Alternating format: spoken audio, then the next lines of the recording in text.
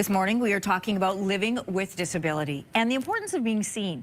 You know, many children are taught not to stare at someone who might look different from them. But the problem with that means that we're teaching kids avoidance instead of compassion and understanding. And a new board game is hoping to make those conversations easier both for children and caregivers. Lindsey Mazza is a lawyer turned disability advocate and inclusive leadership expert. She's back on Your Morning with more. Great to have you back on the show. Thank you for having me. This time you came with games, which is great. Yes. I'd like to start with the advice that I think parents and caregivers feel is the right thing to do. The idea of telling your kids, don't stare at someone who looks different. Can you walk us through more in depth why that is problematic and what you should be doing instead?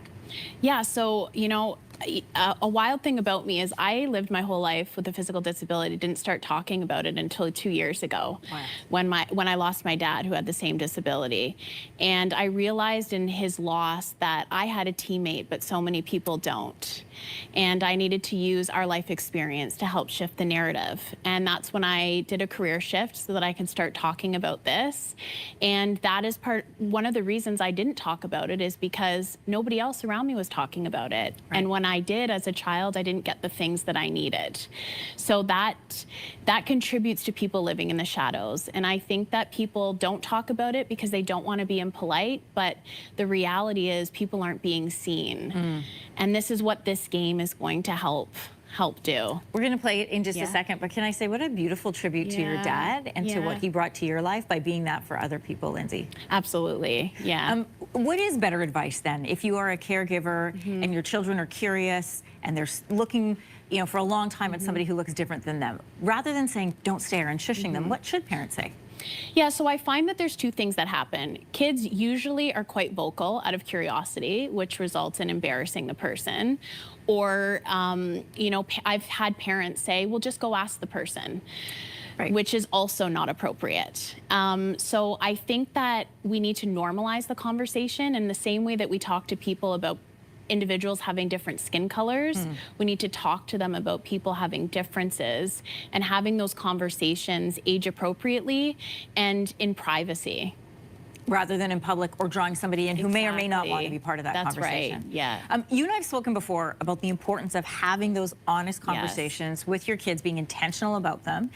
But let's get to the game, because you've brought it, it's called Where Hope Lives with you. It facilitates those conversations, which I like it because you're doing it through play. Yeah. And it gets people thinking about how they can have an ally mindset. Can you walk us through how this works? Because it's a beautiful game. Yeah, so I partner with Safe Haven, and they're a wonderful organization in the GTA. They help adults and children with medical complexities, and they've developed this game as a teachable tool to be incorporated in schools and camps. And it's a typical board game. You spin the wheel, see how many spaces you move. I'm going to stick my hand in that. Yeah. Okay. And the objective of the game is as you collect pieces along the board and you pick up different cards, that by the end of the game, you become a totally visible player. Oh, I love that. Yeah. And to help facilitate some of this, there's like safe space cards, roadblock cards. Yeah. I'm going to read an example of, you've got one first. Why don't you go first? Yeah, so I have a roadblock card. So when you land on a roadblock space, you pick up a card and it has a scenario. So this one is, the camp you wanted to go to doesn't have any staff trained to support a medically complex child. So this is a point that you can have an open discussion with your child about, and something that people wouldn't normally think about. Right. Yeah. Okay, I've got another roadblock card. The school bus wasn't wheelchair accessible, so you had to stay home. Right. These are taken from real life scenarios. Real life scenarios, and they're all over the place. And if people would start paying attention, you know, an example I like to give is most parking lots have accessible parking spots, but then look at the building and see if there's an accessible button, because often there isn't. Interesting. And we don't pay attention to those things if we don't have a lived experience or know someone who does. And the more we start paying attention and calling out change, then we're acting as allies. Can I read some of the safe space ones? 'Cause Yes, those are part of the conversation too. I'm going to reach across you here. Okay. You got approved for an in-home care worker. Right. And tell me about the importance of that in conversation. I think that, you know, that is a necessary service that somebody with a medical complex issue requires, but it is a difficult path to get there. And that's something that people who live without those issues take for granted.